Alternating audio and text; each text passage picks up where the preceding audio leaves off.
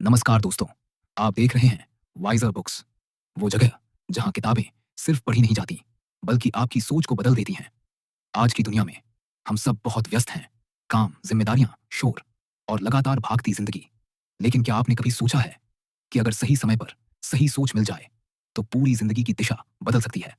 आज की इस वीडियो में हम जिस किताब की बात करने वाले हैं, वो सिर्फ एक किताब नहीं है, ये एक आईना है जो आपको आपकी आदतें दिखाएगा, आपके फैसलों पर सवाल उठाएगा और आपको वो बातें समझाएगा जो स्कूल, कॉलेज या समाज ने कभी नहीं सिखाई।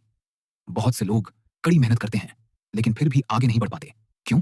क्योंकि मेहनत से पहले सही सोच जरूरी होती है, और यही सोच आपको आज की इस बुक समरी से मिलने वाली है। अगर आप चाहते हैं अपनी लाइफ में क्लैरिटी, डिसीजन लेने की ताकत, फोकस और डिसिप्लिन, और वो कॉन्फिडेंस जो अंदर से आता है, तो ये वीडियो आपके लिए है। इस वीडियो को अंत तक जरूर देखिए, क्योंकि हर मिनट में ऐसी सीख है जो शायद आपको खुद से मिला दे।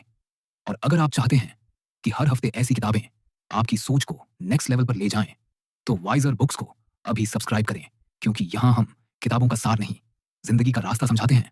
तो चलिए शुरू करते हैं आज की किताब और आज का वो सबक जो आपकी सोच बदल सकता है। सुबह के ठीक 6 बजे शहर अब भी आधा सोया हुआ था।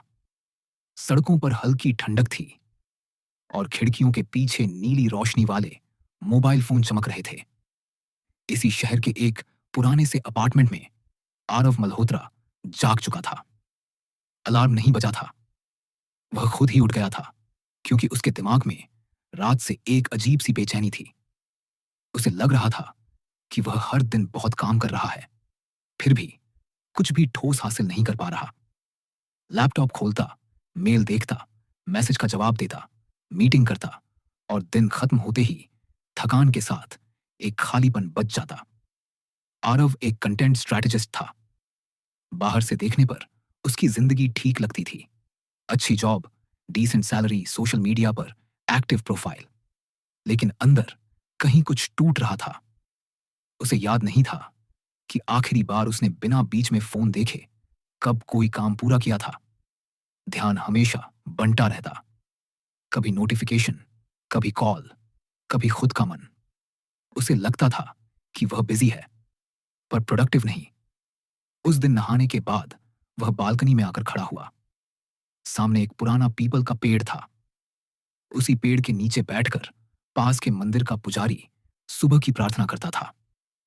आरव को अचानक अपने कॉलेज के दिनों का ख्याल आया, जब वह घंटों एक ही विषय पर पढ़ सकता था।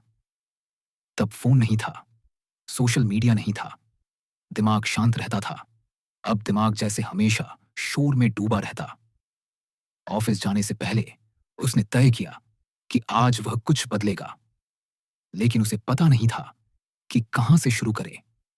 मेट्रो में बैठे हुए उसने फोन खोला और बिना सोचे समझे स्क्रॉल करने लगा। तभी उसकी नजर एक पुराने दोस्त के स्टेटस पर पड़ी। लिखा था, focus is not talent, it is training. Aarav ने स्टेटस खोलकर देखा। दोस्त का नाम था कबीर सेन। वही कबीर जो कॉलेज में सबसे शांत रहता था और हमेशा अपने काम में डूबा रहता था। आरव ने तुरंत उसे मैसेज किया, भाई ये लाइन कहां से है? कुछ देर बाद जवाब आया, एक किताब पढ़ रहा हूं, डीप वर्क। जिंदगी का नजरिया बदल गया। ऑफिस पहुंचते पहुंचते आरव के दिमाग में वही शब्द घूम रहे थे, डीप वर्क। उसे लगा जैसे किसी ने उसके अंदर की परेशानी को नाम दे दिया हो। लंच ब्रेक में उसने किताब ऑर्डर कर दी। शाम तक किताब आ गई। रात को जब वह सोफे पर बैठकर किताब खोल रहा था, तब फोन बार बार वाइब्रेट हो रहा था।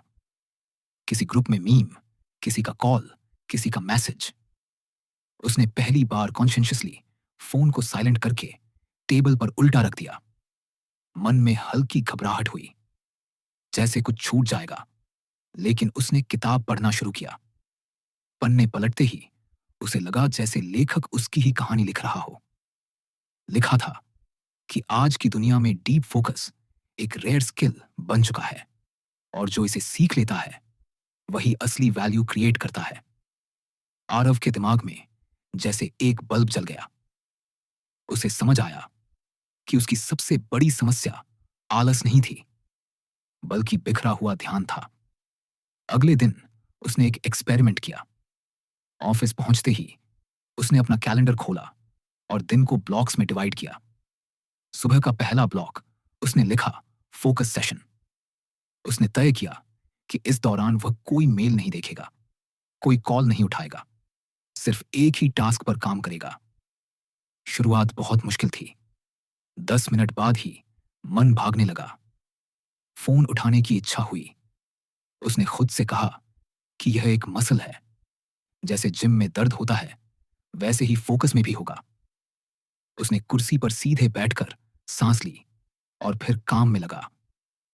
धीरे धीरे 30 मिनट बीत गए, फिर 1 घंटा।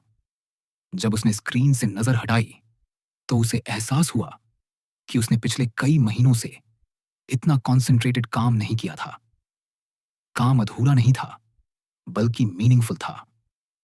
शाम को घर लौटते वक्त उसने महसूस किया कि थकान कम है, लेकिन संतुष्टि ज्यादा। उस रात उसने एक और फैसला लिया। उसने अपने फोन से कुछ ऐप्स हटा दिए जो सिर्फ टाइम खा रहे थे, लेकिन कुछ दे नहीं रहे थे। अगले कुछ दिनों में आरव की जिंदगी में छोटे छोटे बदलाव आने लगे। वह अब हर काम से पहले एक छोटा सा रिचुअल करता। डेस्क साफ करता, पानी का गिलास भरता, फोन दूर रखता। यह उसका सिग्नल था कि अब डीप वर्क शुरू होने वाला है। एक दिन ऑफिस में उसके मैनेजर ने उससे पूछा, आरव, पिछले हफ्ते तुम्हारा आउटपुट काफी इंप्रूव हुआ है, क्या अलग कर रहे हो? आरव मुस्कुराया। उसने जवाब नहीं दिया। उसे लगा कि यह कोई ट्रिक नहीं, बल्कि एक हैबिट है जिसे समझने में समय लगता है। धीरे धीरे उसने यह भी सीखा कि बिजीनेस एक इल्यूजन है। मीटिंग में बैठना, हर मेल का तुरंत जवाब देना जरूरी नहीं होता। उसने कुछ नॉन इंपॉर्टेंट मीटिंग्स को पोलाइटली मना करना शुरू किया। पहले डर लगा कि लोग क्या सोचेंगे, लेकिन हुआ उल्टा। लोग उसकी क्लैरिटी को रिस्पेक्ट करने लगे। एक शाम वह कबीर से मिलने गया। दोनों एक शांत कैफे में बैठे। फोन टेबल पर नहीं था, सिर्फ कॉफी और बातचीत।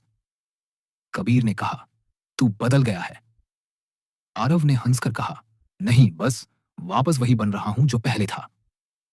कबीर ने उसे बताया कि कैसे दिमाग उस चीज में बेहतर होता है जिसे हम रोज प्रैक्टिस करते हैं। अगर हम रोज डिस्ट्रैक्शन प्रैक्टिस करें तो फोकस मर जाता है। अगर फोकस प्रैक्टिस करें तो डिस्ट्रैक्शन कमजोर पड़ता है। उस रात आरव देर तक सोचता रहा। उसे समझ आया कि उसका ध्यान ही उसकी असली प्रोफेशनल संपत्ति है। पैसा, स्किल्स, नेटवर्क सब बाद में आते हैं। अगर ध्यान बिखरा है तो सब बिखर जाता है।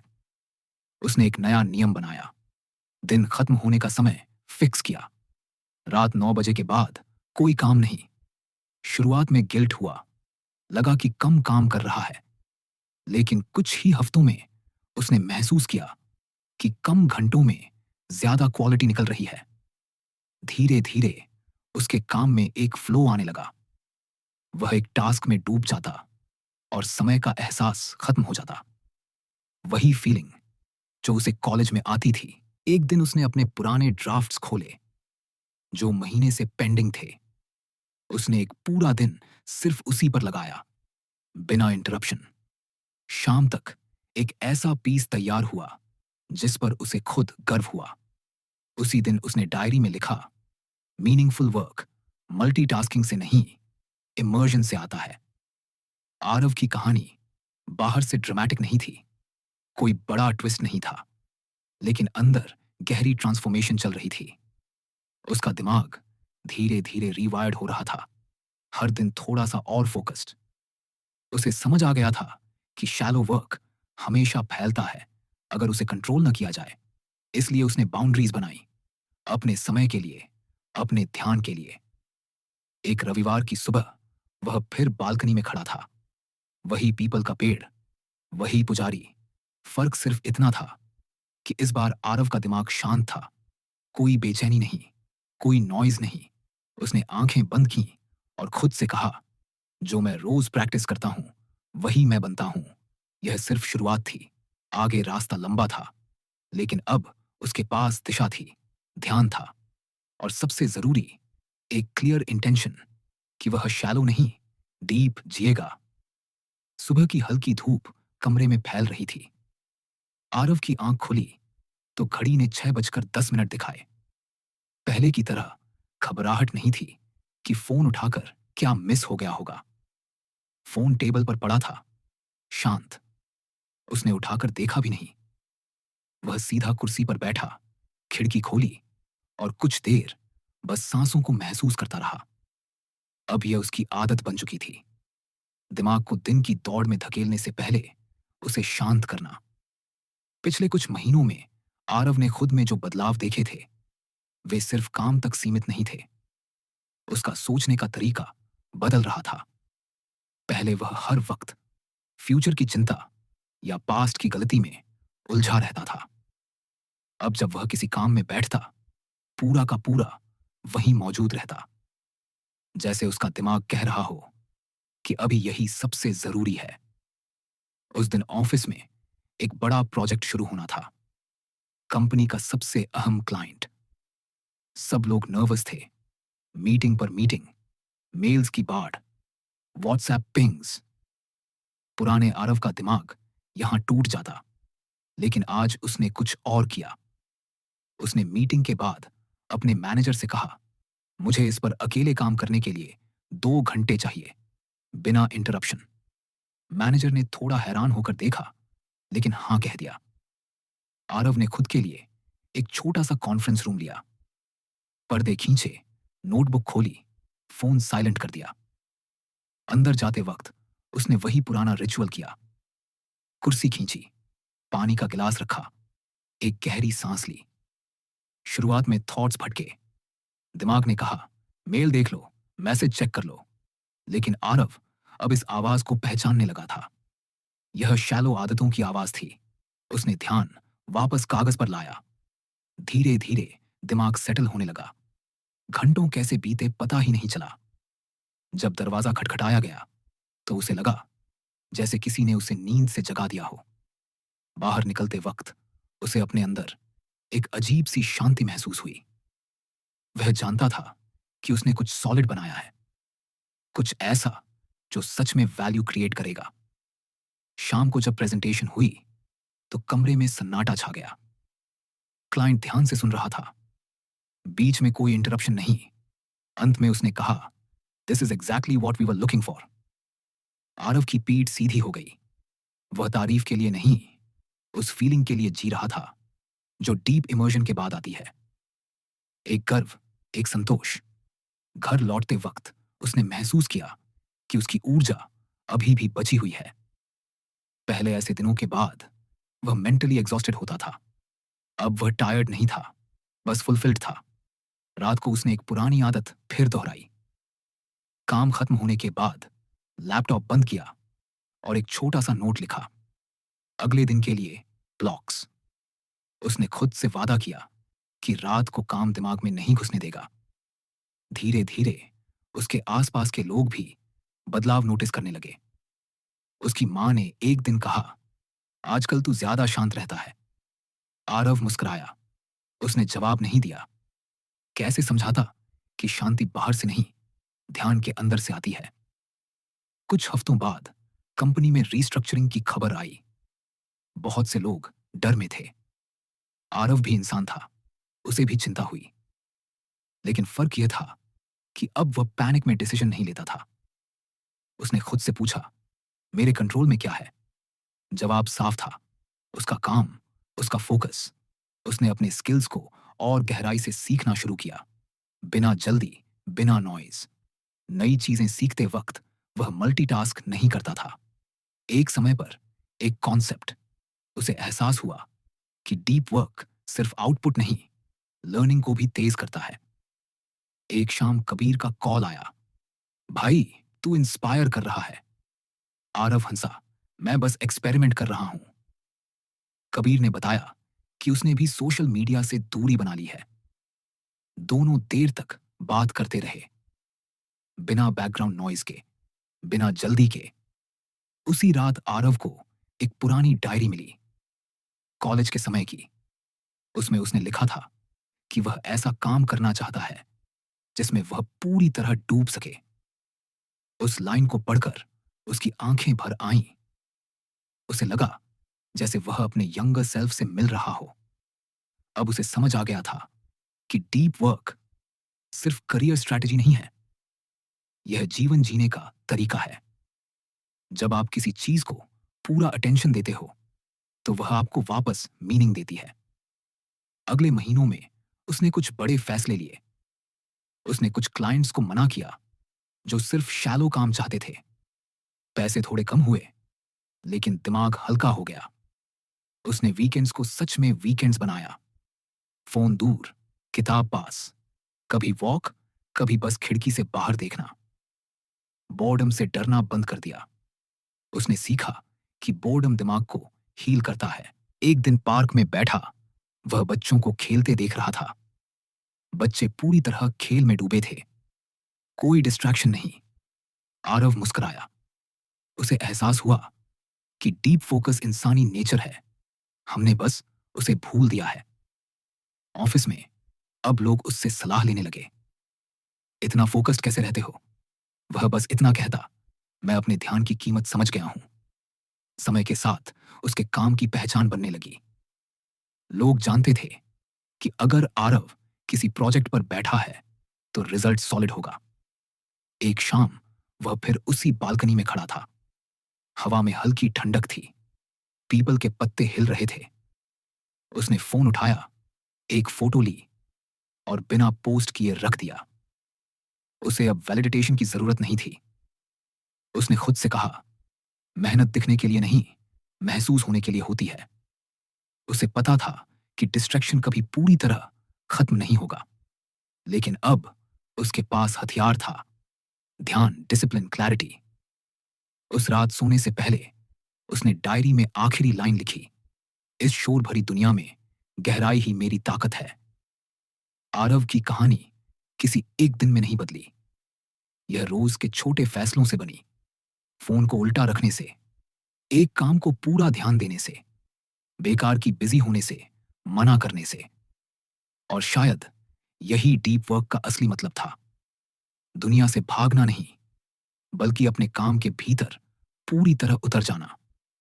कमरे की लाइट बंद हुई, शहर फिर सोने लगा, लेकिन इस बार आरव का दिमाग शांत था, अगले दिन के लिए तैयार, बिना डर, बिना शोर, सिर्फ क्लैरिटी के साथ।